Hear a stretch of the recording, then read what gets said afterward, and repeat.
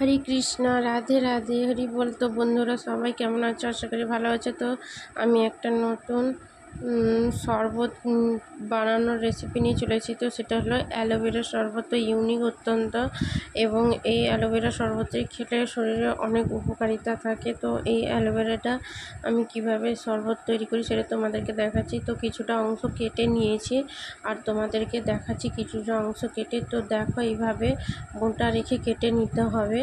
তো তারপরে দেখো ছোট ছোট অংশ করে বটিতে সবুজ অংশগুলা দু সাইড থেকে কেটে বের করে দিতে হবে। আর মাঝখানের যে লালা টাইপের থোকা অংশটা, তো দেখো এই অংশটাকে রেখে দিব আমি। তো দেখো বন্ধুরা, এইভাবে দু সাইডের যে সবুজ ছোবড়াটা থাকে তো ওটাকে কেটে বাদ করে দিতে হবে। যেরকম ছাড়ানো হয়, শসা ছাড়ানো হয় বা অন্যান্য জিনিস যেরকম বটিতে কাটা হয়, তো একই রকমভাবে আমরা এই অ্যালোভেরাটাকেও কেটে নিব। এটাতে সিম্পল কোনো এই শরবতটা বানানো অত্যন্ত সহজ এবং কম সময়ে খুব তাড়াতাড়ি তৈরি করা যায়। তো মিশ্রি লাগে আর তার সঙ্গে লাগে এই অ্যালোভেরাটা। তো বন্ধুরা দেখো, আমি অ্যালোভেরাটা কেটে নিয়েছি। তো আর কিছুটা অংশ বাকি, তো সেটাই তোমাদেরকে দেখাচ্ছি কেটে কিভাবে তৈরি করব। তো দেখতে থাকো বন্ধুরা, তোমরা প্লিজ আমার ভিডিওটা দেখো আর প্লিজ আমাকে একটু সাপোর্ট করো। তো আমি ভিডিও বানাচ্ছি, তো কেমন হচ্ছে প্লিজ তোমরা যদি কমেন্ট করে না জানো তো বুঝতে পারবো না। তার জন্য বন্ধুরা প্লিজ আমার ভিডিওগুলো দেখো, কেউ স্কিপ করে যেও না, এবং কোন জায়গায় ভুল হচ্ছে প্লিজ তোমরা সবাই কমেন্ট করে জানিয়ে দিলে আমি ঠিক করতে পারবো। তো বন্ধুরা দেখো, প্রায় কাটাটা শেষের দিকে।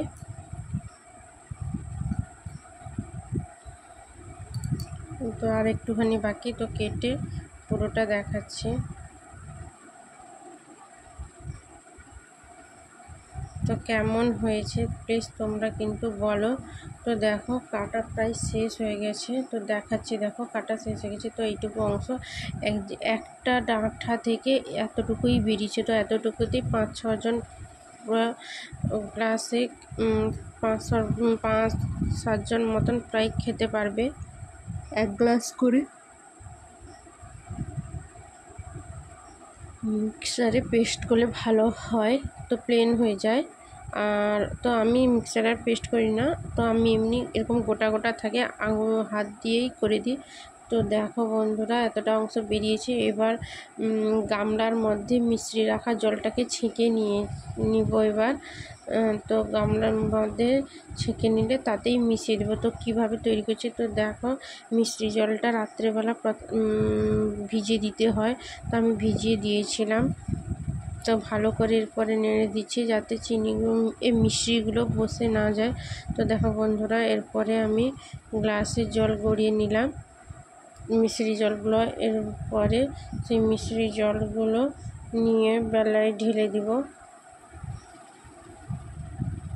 তারপরে গিয়ে অ্যালোভেরা শরবতটা মিশাবো।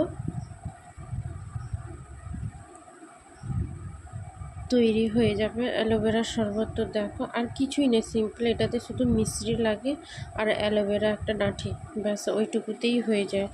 তো দেখো বন্ধুরা, তো আমি সব জলটা ছেঁকে নিয়েছি, মিশ্রির জলটা, তার মধ্যে সুতো ছিল সেটাও থেকে গেছে।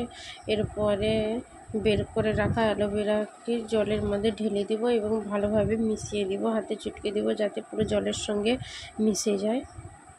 তো দেখো বন্ধুরা, মিশে গেছে। আর একটু হলে ভালো হতো, তো আমার পরিমাণটা অনেকটা কমে গেছে। আর একটা ডাঁটা নিয়ে এলে খুবই ভালো হতো।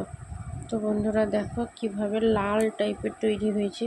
তো প্রত্যেককে সবাই জানে যে লাল টাইপের জিনিসগুলো মানুষের শরীরের পক্ষে কত উপকারী।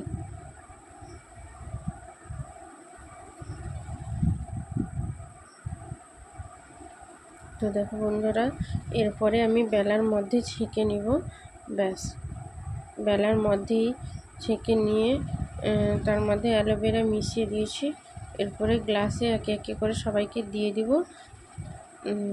তো বন্ধুরা, ভিডিওটা কেমন হয়েছে প্লিজ তোমরা সবাই কমেন্ট করে বলো। যদি ভালো লেগে থাকে প্লিজ লাইক কমেন্ট শেয়ার করে দিও। রাধে রাধে, হরি বল।